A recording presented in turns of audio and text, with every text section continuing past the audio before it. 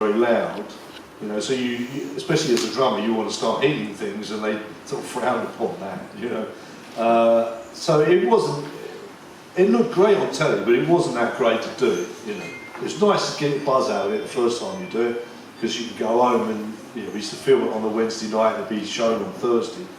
To sort of see that happening, you think, oh, this is great, but you do become very blasé after a while, you know, oh bloody hell, we've got to do this again. You know, because it was so stupid that the BBC were doing the top 30 and they only had 30 minutes to do it. So how many songs did they play? 7 or 8, maybe 9, maybe a song. So it wasn't that many.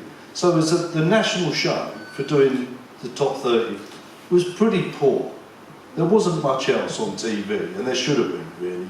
I think we sort of, you know, we felt that quite early on, you know, from releasing records. You think, no, there should be more time spent on music, really. I mean, there was Whispering Bob, wasn't there, on the Old Grey Whistle Test late at night, and he had some good things on.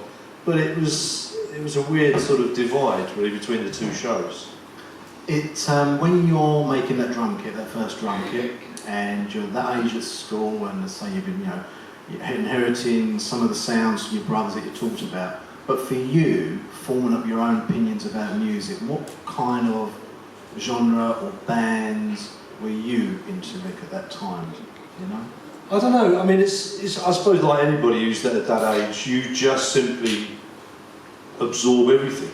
You discover things, some things you listen to, you go, oh, I don't like that. It took me ages to get my head around Hendrix. I just didn't understand what was going on there. But yeah, I mean, I think because we used to borrow each other's albums, you start to discover, you know, the David Bowies of this world, and Elton Johns, and Moody Blues, and whatever you can get your hands on, you give it a listen. So I suppose it's a fantastic sort of voyage of discovery at that age. So yeah,